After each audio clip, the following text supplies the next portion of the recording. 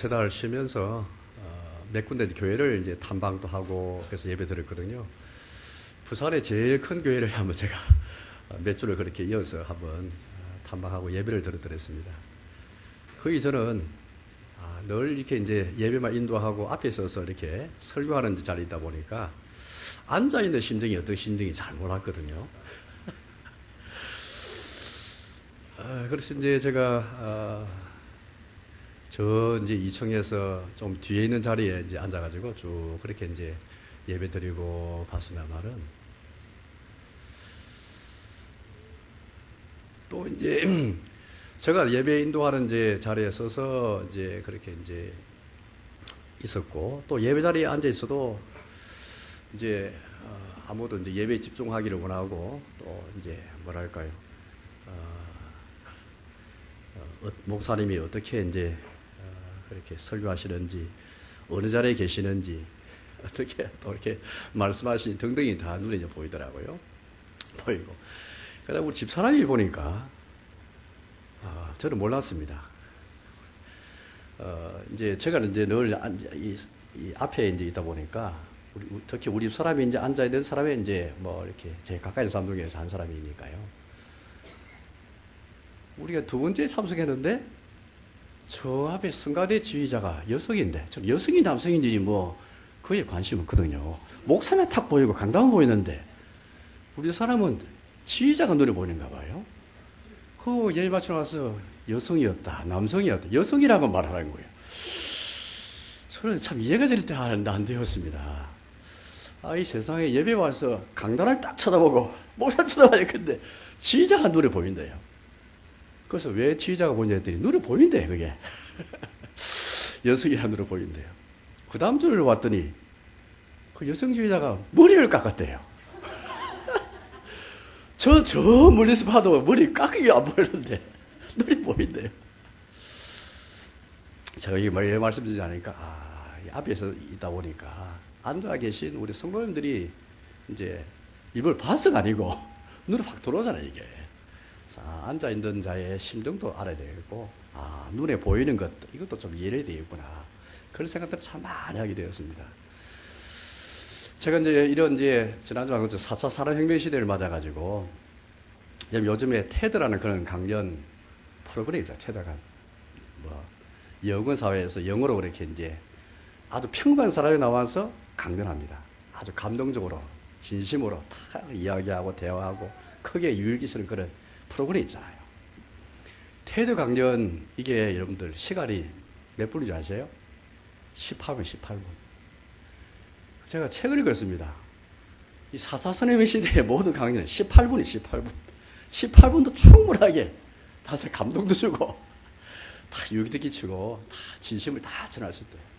그래서 제가 앞으로 설교 시간을 18분에 앞서 맞춰보려고 지금 이제 한번 최선을 한번 다해보겠습니다. 앞으로 결심을 하고 여러분들 기도 좀 해주십시오. 18분이라도 얼마든지 설교할 수 있고 다 전할 수 있다는 그걸 제가 자신감을 얻고 제가 한번 우리 시대에 이게 이 특성이 물론 우리는 이제 물론 뭐 그 이상에 앉을 수 있죠. 그렇지만은 이 시대 흐름 자체가 이런 시대의 특성인데 가랑 맞추어서 이 테드라는 그 강연 프로그램에서 아무리 중요한 주제를 갖고 강연하라도 하더라도 심지어 4분 안에 지금 1분 30초 안에 18분 뭐 클린턴 대통령이 쓰더라도 평균 누가 쓰더라도 다 테드 강연 들어오면 18분 안에 다 마쳐야 됩니다. 18분만 하더라도 다 된다는 거예요. 그래서 저도 역시 제가 늘 앞에 예배만 인도하는 자리에 있어도 보니까 이걸 잘 캐치 못했는데 예배 이제 드리는 자 입장에서 보니까 눈에 들어오는 것, 앉아 생각하는 것 이것도 우리가 무시하지 말아야 되겠구나 그런 생각이 되었습니다. 여러분 신자는 오늘 설교 제목처럼 다시 한번 바라보기를 하는 사람이다라고 저는 오늘 성경 말씀을 통해서 깨닫고 여러분께 설교를 하려 합니다. 보통 우리 현대인들은 한 번 바라보면 끝이에요.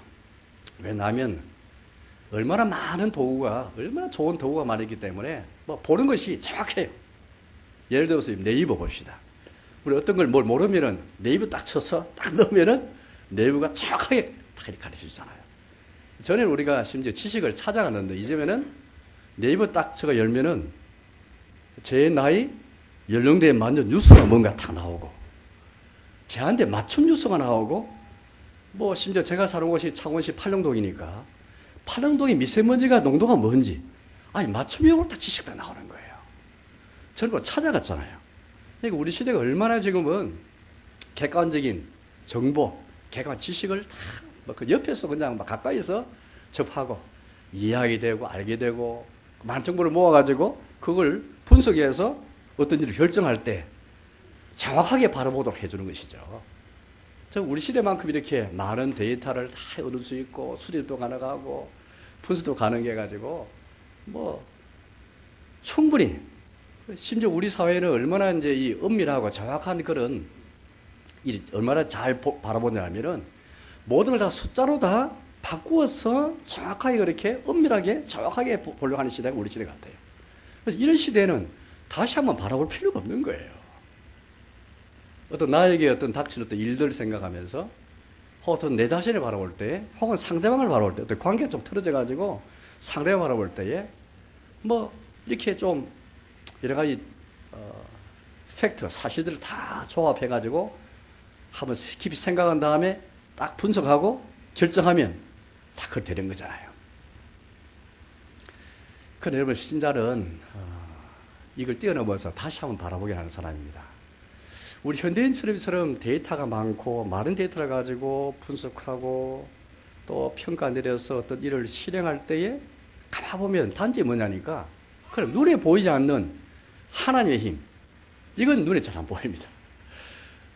모든 어떤 것을 바라볼 때에 눈에 보이는 객관적인 데이터만을 가지고 다 수집하고 평가하다 보니까 눈에 보지 않는 하나님의 힘, 이건 우리 현대인의 삶 속에 들어올 여지가 전혀 없습니다. 우리 한국 사람들은 흔히 이제 물론 눈에 보지 않는 어떤 신의 힘을 또 이렇게 말할 수 있죠. 운명, 팔자. 옛날 같은 우리 어르신들은 아이고 내 팔자다, 내 팔자 송환이다. 어떤 일이 불행한 일이 생기면 아이고 내 팔자 송환이어서 그런 모양이다, 내 운명이다, 그런 식으로 다 돌려버립니다. 그럼 우리 기독교에는 단순히 팔자 운명을 믿는 그런 눈에 보지 않는 그런 신의 힘이 정도가 아니고, 예, 우리가 믿는 하나님은 인격적인 하나님이시기 때문에 그냥 팔자 운명, 우리 한국 사람은 대체로 뭐 그래 어쨌든 눈에 보는 신의 힘을 믿었다 할지라도 그러나 우리가 믿는 하나님이라는 것은 그 훨씬 이상이죠. 왜? 우리가 믿는 하나님은 인격적인 하나님이시기 때문에.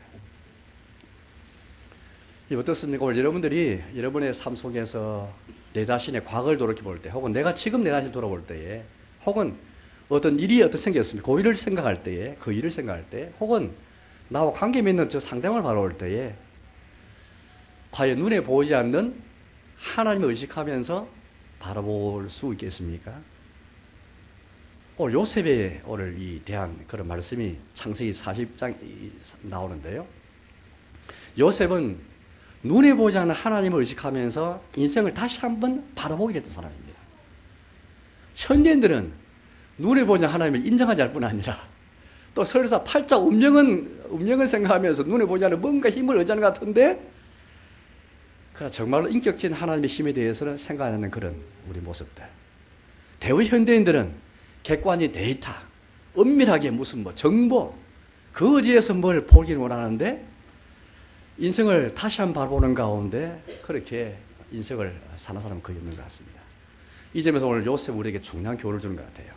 요셉이 누군지 알잖아요. 오늘 우리 여기 있는 어린이들도 우리 요셉이 누군지 아실 거예요. 물론 예수님의 아버지 요셉이 있고요. 그러나 창세기나 요셉은 요셉의 아버지가 누구였죠? 여러분들 기억하세요? 우리 어린이들. 요셉 아버지가 누구죠? 야곱이에요. 야곱에게 아들이 12아들이 있었죠. 12아들 가운데 요셉은 11번째 아들이에요. 마지막 아들은 베냐민이잖아요. 이 요셉이 어떤 아들이었습니까? 정말 아버지 야곱이 너무너무 사랑하는 아들이었잖아요. 그러기 때문에 형제들에게 미움을 많이 받았습니다. 너무너무 미움을 받은 거예요. 요셉이 11번째 아들이니까 형들이 다 나이가 많았어요. 어떤 형들은 결혼도 한 형도 있거든요. 그런데 그 형들조차도 자기를 굉장히 미워한 거예요. 왜? 아버지 야곱이 너무 요셉만 사랑하니까 너무 시기하고 질투해가지고 너무너무 미워한 거예요. 심지어 정혼까지 한 거예요. 오늘 장면은 이 45장 말씀 보니까 이 장면은 요셉이 17살 때 사실은 이 형들이 미움받아가지고 상인들에게 팔려서 애굽까지 이집트가 오게 되잖아요. 요셉이 원래 살았던 것은 이집트가 아니에요. 저 먼 가나안 땅, 지금의 이스라엘 땅이잖아요. 그곳에서 아버지와 더불어서 함께 형들과 더불어서 잘 살고 있었는데 이 형들이 미움받아가지고 그렇게 이국에 팔려오게 되었잖아요. 그때가 요셉의 나이가 17세예요. 17살이에요. 오늘 우리가 따지면 고등학교 1학년 나이예요. 형들 너무 미워가지고 죽으려고 했어요. 죽이를 못하고 구덩이에 빠뜨려가지고 지나가는 사기에게 팔아버린 거예요. 요셉은 아무 영문도 모른 채 저 이스라엘에서 이집트까지 팔려오게 되었죠. 이제 세월이 많이 지났습니다. 22년이 지났습니다. 요셉은 만 17세에 애굽에 팔려와가지고 그곳에서 하나님의 도우심으로 총리가 되잖아요. 총리. 30살에 총리가 됩니다. 그리고 9년 후에 오늘 45장의 모처럼 요셉과 형들이 지금 만나고 있어요. 오늘 45장은 요셉과 형들이 서로 만나는 극적인 장면이에요. 제가 잠깐 이 형들을 만나는 그 배경을 말씀드린 거예요. 요셉은 지금 39살이거든요. 22년이 지났으니까 형들이 알아보지 못하는 거예요. 또 요셉은 지금 이집트 사람처럼 되어가지고 이집트에 총리가 되었잖아요. 높은 지위 있는 사람이고 또 지금 형들은 지금 왜 왔냐니까 그 당시에 이집트뿐 아니라 온 세상에 기근이 들어서 가뭄이 들어가지고 농사를 짓지 못하게 된 거예요. 곡식 얻지 못하게 되었습니다. 그래서 저 이집트에는 그래 곡식 있는 소식을 듣고 형들이 이곳에 내려온 거예요. 곡식 사러 온 거예요. 이 자리에서 지금 요셉과 형들이 만나야 된 거죠. 물론 이 요셉과 형들이 만난 것은 두 번째입니다. 오늘 두 번째 장면이거든요. 이제 요셉이 오늘 여기 말씀 보니까 자기 신분을 지금 밝히고 있습니다. 어떻게 말하는가 한번 볼까요? 한번 같이 읽어보겠습니다. 제가 5절을, 4절 읽어보겠습니다. 4절. 요셉이, 3절 제가 또 읽어보겠습니다. 3절입니다. 요셉이 그 형들에게 이르되 나는 요셉이라 내 아버지께서 아직 살아계시니까 형들이 그 앞에서 놀라서 대답하지 못하더라. 요셉 형들에게 자기 자신 신분을 밝히는 게 내가 요셉입니다. 형들이 너무 놀래가지고 답을 못할 정도였어요. 너무 놀래가지고 22년이 지났지만은 죽었다고 생각했던 요셉, 물론 팔려갔으니까 소식을 모릅니다만 설마 이곳에서 만날까 생각도 못했겠죠. 22년이 지났으니까요. 너무 놀래가지고 답을 못하는 거예요. 그 순간 형들의 마음속에 어떤 생각이 들까요? 자기들이 미워해가지고 죽이려다가 실패했지만은 상인에 팔려서 그렇게 지금 이제 소식도 끊긴 채 20년의 세월이 지난 가운데 만났을 때 형들이 이 놀라서 대답을 못했다 했을 때 여러분들 어떤 생각이 들었을까요? 이제 우리는 죽었다라고 생각할지 모르겠어요. 그렇게 자기들이 미워해서 정말 아버지가 사랑했던 아들인데 아버지한테는 어떻게 그 당시 요셉이 입었던 채색 옷을 짐승의 피를 발라가지고 요셉이 짐승에 먹혀서 죽었습니다. 이렇게 보고했거든요. 아버지하고는 지금 요셉이 죽은 줄 알고 있는 거예요. 그 형들이 했던 일들이었습니다. 오늘 요셉이 내가 요셉입니다 말했을 때 형들은 아마 죽었구나 이제. 더구나 총리예요, 총리. 그 죽는 것도 그냥 여러분 정의의 이름으로 안갚음을 당하고 복수를 받는 거잖아요. 흔히 우리가 생각할 때 어떤 사람 정의를 가리켜서 복수하는 것이다. 의의 이름으로 복수하는 것이다. 이걸 정의를 생각하잖아요. 그 입장에서 오늘 요셉이 이 자리에 서가지고 확 죽여도 아무 할 말이 없는 거예요. 이 높은 지위에 있으니까 깜짝같이 다 할 수 있는 것이죠. 오늘 요셉이 두 가지를 그렇게 말하거든요. 요셉이 자기를 밝힌 다음에 첫째에 밝히는 것은 5절입니다. 첫째 이렇게 말합니다. 당신들이 나를 이곳에 팔았다고 해서 근심하지 마소서. 한탄하지 마소서. 그러니까 이미 근심하고 있고 한탄하는 것을 아는 거예요. 그래서 안심을 다 시키고 있는 거죠. 요셉이. 형님들 한탄하지 마십시오. 근심하지 마십시오. 다 안심을 다 지고 있습니다.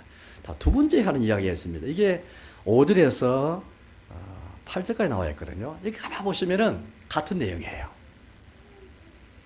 5절 제가 하반절 읽어보겠습니다. 5절 하반절, 아까 5절 상반절 읽었거든요. 그 뒤에 구절 읽어보겠습니다. 하나님이 생명을 구원하시려고 나를 당신을 보다 먼저 보내셨나이다. 여기 주어가 뭐냐면 하나님이에요. 하나님.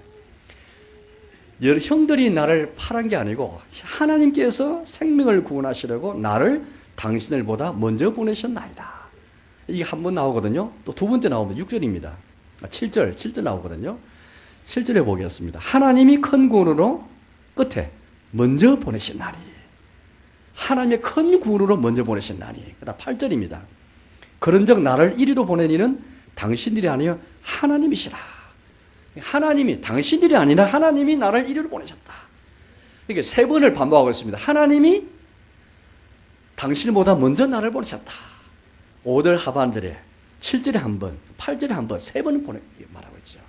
그러니까 요셉이 형들한테 말한 게 두 가지. 하나는 안 시키면서 근심하지 마십시오. 한탄하지 마십시오. 두 번째는 당신들이 아니라 하나님이 나를 먼저 이곳에 보내셨다. 이걸 말하고 있는 거예요. 오늘 요셉이 다시 한번 바라보기를 하고 있는 거거든요. 그럼 요셉이 그냥 현대인을 생각하면서, 우리 현대인 관점에서 한번 생각해 보세요. 요셉이 지금 처음에 바라본 것은 뭐예요? 우리가 생각할 때 요셉이 처음 바라볼 수 있는 것은 내가 가진 정보와 지식을 다 동원해가지고 22년 만났지만은 형들이 분명히 미워서 나를 이곳에 보냈으니까 얼마든지 정의의 이름으로 복수할 수 있잖아요.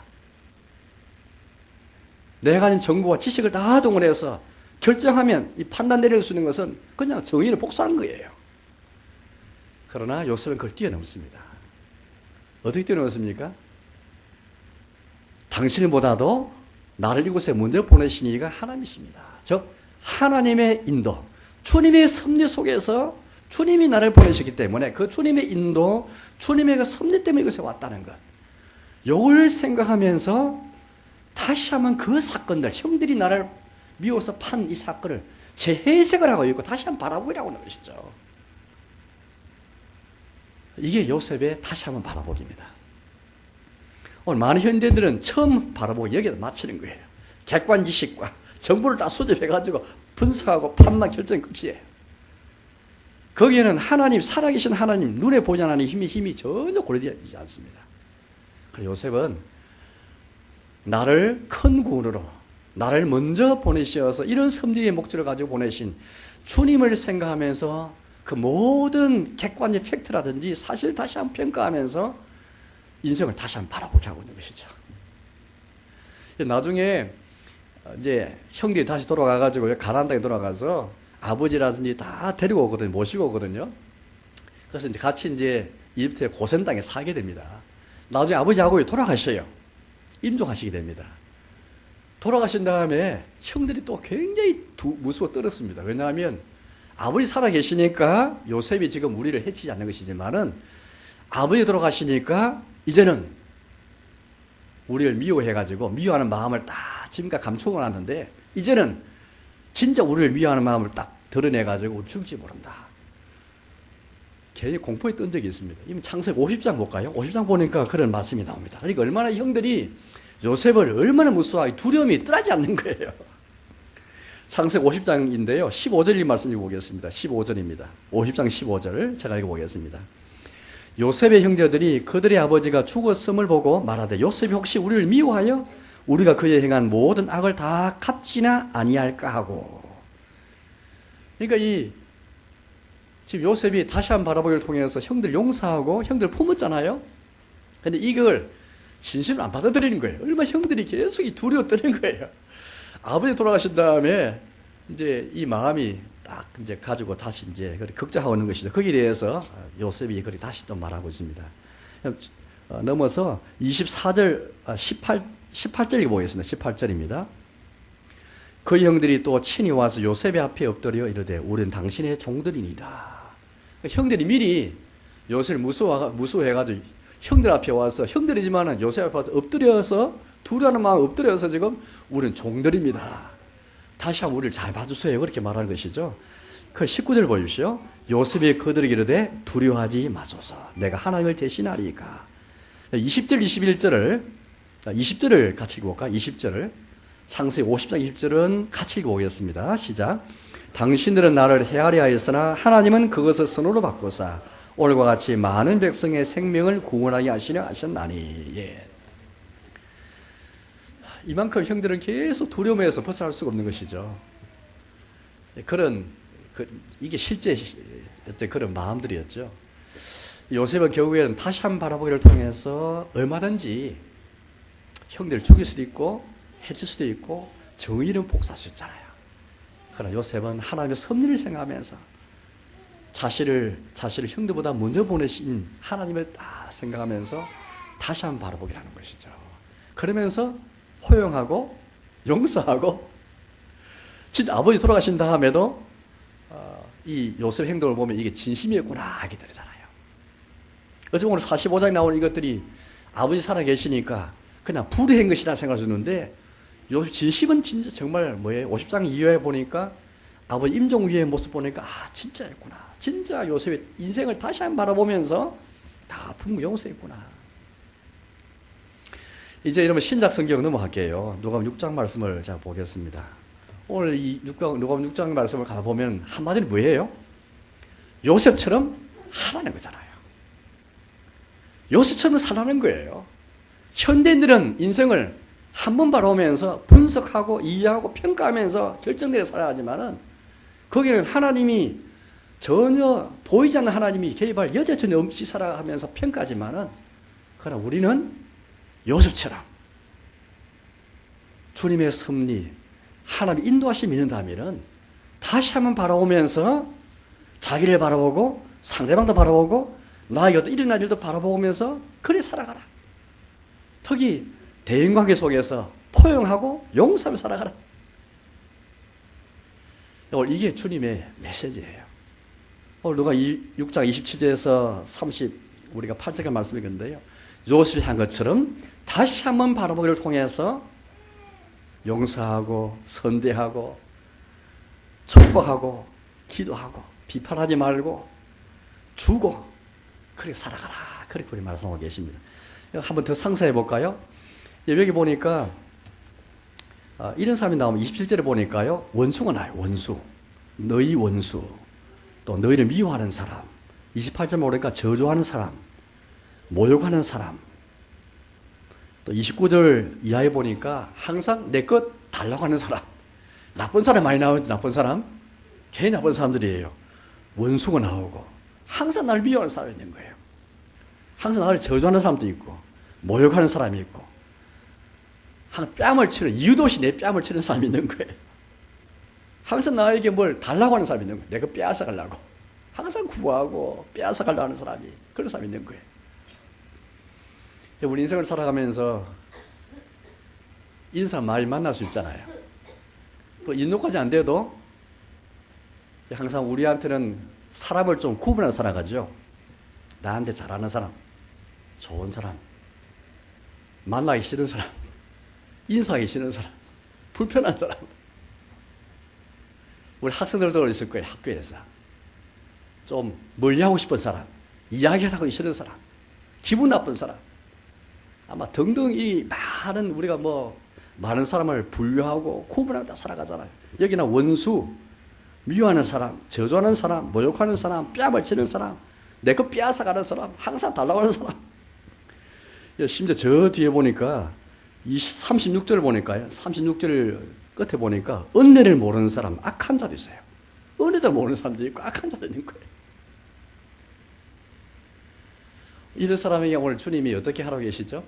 요셉처럼 하라라는 그런 의지로 우리가 뭘 말씀하시는가 볼까요? 27절 말씀 보겠습니다. 원수를 사랑하라. 선대하라. 미워한 자를 선대하라. 사랑하는 것에 사랑하는 것을 좀 구체적으로 하는 게 선대예요. 선대. 사랑은 어떤 의미에서 좀 추상적이고 눈에 잘 안 보이는 것이 있는데 구체적으로 선대. 선대는 뭐예요? 착하게 대하는 거잖아요. 그러다 29절 말씀 보니까 저주하는 사람을 축복하며 기도하라 그 말이에요. 축복하고 기도하라. 나를 저주하는 사람, 나를 모욕하는 축복하며 기도하라. 이게 요셉이 했던 일이었고요. 이게 우리가 하나님의 섭리를 생각하면서 요셉처럼 하는 행동이에요. 우리 이번에 예수님이 이렇게 우리 말씀하시면서요. 죄인들이 사랑하는 것, 보통 현대인이 보통 사람이 사랑하는 그 사랑과 비교해서 오늘 말씀하고 계시거든요. 오늘 예수님 여기서 죄인들의 사랑에 비교하고 있습니다. 우리 신자의 사랑과 죄인들의 사랑을 비교하고 있습니다. 죄인들의 사랑은 어쩌면 우리도 포함될 수 있는 거예요. 세 구절 말씀인데 같이 읽어볼까요? 32절에서 34절까지 보겠습니다. 32에서 34 같이 읽겠습니다. 너희가 만일 너희를 사랑하는 자만을 사랑하면 칭찬받을 것이 무엇이냐? 죄인들 또 사랑하는 자는 사랑하느니라. 너희가 만일 선대하는 자만을 선대하면 칭찬받을 것이 무엇이냐? 죄인들도 이렇게 하느니라. 너희가 받기를 바라고 사람들이 구워주면 칭찬받을 것이 무엇이냐? 죄인들도 그만큼 받고자 하여 죄인에게 구워주느니라. 죄인들의 사랑에 대해서 설명하고 계십니다. 우리 하나님께서 이 이웃 사랑에 대해서 예수님이 비로소 신약시대와 예수님께서 오셔서 이웃 사랑을 가르치신 게 아니고 구약 성경에도 보면은 이웃 사랑에 대해서 이미 말씀하신 적이 있습니다. 레위기서 말씀 보면은 이웃 사랑하라 말씀이 나오거든요. 이웃 사랑에 대해서 여기 예수님 당시에 살았던 유대인들, 하나님 백성들이 몰랐던 게 아니에요. 몰라서 이웃 사랑 못한 게 아니에요. 그 문제는 뭐예요? 그들이 생각하는 이웃을 자일이 생각하고 자일이 딱 그렇게 구분해가지고 여기까지는 이웃이고 그 다음은 내가 사랑할 이웃이 아닌 거예요. 대표적인 사람이 누구였죠? 바리새인들이었습니다. 바리새인들은 성경도 많이 읽고 하나님을 잘 섬기는 사람들인데 사랑을 열심히 한 사람들인데 누구만 사랑했다고요? 자일이 생각한 이웃만 딱 사랑한 거예요. 자기들끼리만 사랑한 거죠. 이게 죄인들의 사랑이에요. 여기 나온 죄인들은 겉으로는 하나님의 백성인데 경건치 않은 그 사람이 다 죄인이에요. 교회만 안 다니는 사람이 아니고 교회에 나와 있지만은 우리 자신도 포함될 수 있어요. 저 생각할 때 여기 은혜를 모르는 사람, 악한 자 남이라 생각하지 마세요. 저 자신도 다 포함됩니다. 우리의 삶도 때를 보면 은혜를 모르며 살아갈 수도 있고 악하게 살아갈 수도 있고 우리도 죄인처럼 우리끼리만 사랑하면 살아갈 수 있잖아요. 그런데 오늘 예수님은 어떻게 말씀하고 계시죠? 죄인들도 끼리끼리 살아갈 수 있다. 죄인들도 이렇게 하느니라. 죄인들도 사랑하는 자는 사랑하느니라. 그러니까 사랑받을 짓만 하는 사람은 사랑하는 거예요. 이건 죄인들도 할 수 있고 현대인도 할 수 있는 거예요. 한 번 바라보면 얼마나 할 수 있는 거예요. 오늘 예수님은 우리에게 복음을 선포하셔. 복음. 오늘 여기 말씀 보면은 이거 불가능한 야 입뺨을 친 자의 젖뺨 돌려내면 이건 불가능한 일인데 예수님이 우리한테 성취할 수도 없는 현실적 이루지 못한 일을 말씀하신 것일까? 아니에요. 오늘 예수님 우리에게 요셉이 한 것처럼 하라. 구약에도 나오는 복음을 오늘 여기도 우리에게 복음을 선포하고 계셔요. 교회가 가진 복음은 예수님이 십자가에 죽기까지 보라시까지 전파하신 그 복음, 오늘 교회가 전파하는 복음, 성교사님 전파하는 복음, 이 복음이에요. 현대인들처럼 죄인들처럼 사랑하는 자만 사랑하는 이건 복음이 아니고요.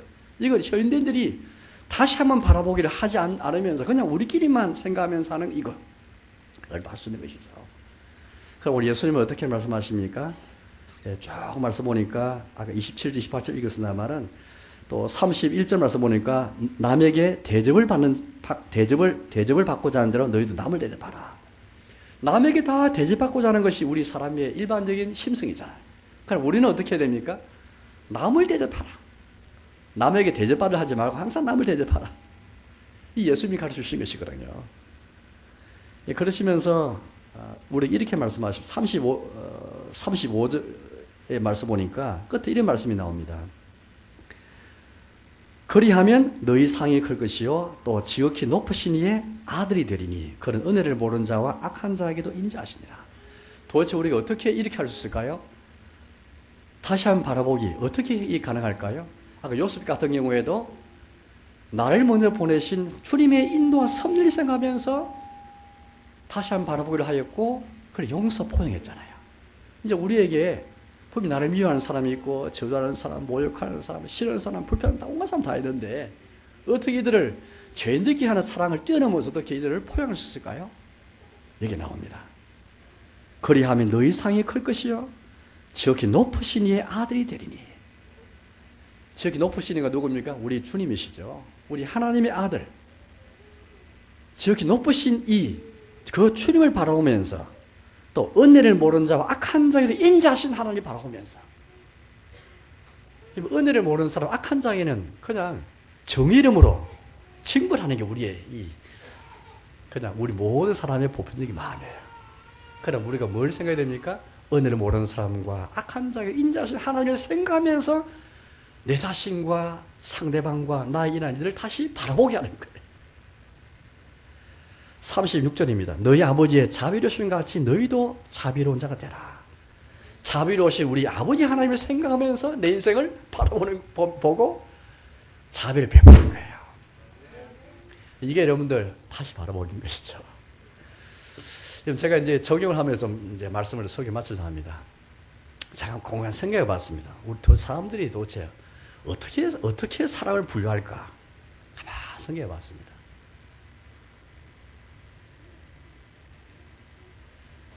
첫째는 돈 가지고 사람 평가하는 것 같아요. 잘 사는 사람, 못 사는 사람. 그래서 흙수저, 은수저 다 나누고. 그래서 학생들은 공부하는 사람, 잘하는 아이, 공부 못하는 아이 다 평가를 가지고 공부 잘하는 아이끼리 잘 어울리고 공부 못하는 아이는 다 왕따 시켜버리고. 우리 사회는 어떤 면에서 갈등이 굉장히 심한 사회잖아요. 노사 간의 갈등도 있고 이념 때문에 갈등도 있고 세대 간의 갈등도 있고 촛불 집회 나간 사람, 태극기 부대 나간 사람 다 갈라버려요. 다 갈라버립니다. 우리도 모르게 다 평가하는데 익숙한 사람들이. 우리 사회는 제가 지난주 잠깐 말했죠. 우리 사회는 도덕사회, 휴먼 사회였잖아요. 옛날에. 지금도 남아있습니다만. 그래서 항상 우리는 어릴 때부터 착하게 살아야 한다. 규범을 딱 배우기 때문에 규범 벗어나는 사람은 일단 나쁜 사람이에요. 그런 사람은 상대도 안 해요. 우리는. 아예 우리가 생각할 때 규범을 안 지킨 사람, 상식 벗어난 사람, 예의에 벗어난 사람, 도덕에 벗어난 사람은 딱 제껴버리고 아예 대화도 안 하고 무시해버린 사람. 심지어 우리가 집에서도 그럴 수 있을 것 같아요. 가족끼리도 그럴 수 있을 것 같아요. 왜냐하면 가족이라는 이 공간은 좁은 공간이기도 하고 또 오랜 세월 동안 가지려면서 나도 모르게 가족 간에 미움이 생길 수 있어요. 어릴 때 엄마 아빠가 너무 가난해가지고 내가 못 배운 것 때문에 한이 돼가지고 엄마 아빠를 미워할 수도 있고 또 부모 입장에서는 자식이 너무 속이 썩여가지고 자신의 미움이 생길 수도 있어요. 그러면서 다 우리 편을 가르고 다 사람을 갈아가지고 이것 때문에 다시 바라보기를 못하는 경우가 많은 것 같아요. 여러분, 우리 살면서 너무 우리가 가르고 구분하고 그래서 오늘 이 죄인들도 사랑한 자를 사랑하니라. 죄인들도 이렇게 하느니라. 죄인들도 그만큼 받고자 하여 죄인에게 구워주느니라. 받을 걸 생각하고 구워주는 거예요. 받을 걸 생각하고. 이게 그냥 처음 바라보기밖에 못하는 사람들이에요. 이 현대인이고 우리 자신들입니다. 그래서 우리 예수님께서는 오늘 누가 27절에서 오늘 주신 말씀은 그게 아니에요. 요셉이 한 것처럼 하라. 요셉이 한 것처럼 하나님 아버지의 섭리를 생각하면서 인도를 생각하면서 용서하고 포용하며 다시 바라보기를 하라. 이럴 때 여러분 우리 마음이 어찌 될까요? 오늘 예수님이 앞서서 말씀하신 적이 있는데요. 제가 잠깐 읽어보겠습니다. 누가복음 6장 말씀인데 6장에 21절 말씀을 보겠습니다. 6장 21절. 6장 21절을 읽어보겠습니다. 지금 줄인 자는 복이 있나니 너희가 배부름을 얻을 것이요 지금 울은 자는 복이 있나니 너희가 웃을 것이며. 근데 이게 여러분들 마태복음에는 이제 산상수훈에서 해가지고 이제 이국가 이제 8가지 복을 쭉 말씀하시면서 그렇게 이제 쭉 나온 것을 누가복음 6장에는 조금 이렇게 다르게 나오는데요. 어쨌든 오늘 여기 보니까 6장의 전반부는 복에 대해 말씀하시고 또 여기 뒤에 24절부터 보니까 화 있을진저 6장 20절에서 23절까지는 복에 대해서 말씀하고 계시고 24절부터는 화 있을진저에 대해서 말씀하고 계시거든요. 그 문제는 제가 21절에 보니까 줄인 자가 복이 있는데 어떤 복이 뭡니까? 배부름을 얻을 것이고 그 다음에 울은 자는 복이 있나니 웃을 것이다. 가만히 생각해보세요. 저 주님이 이 땅에서 이미 천국을 경험하게 하신다 말씀하시는데 하나님 나라가 너희 것이다.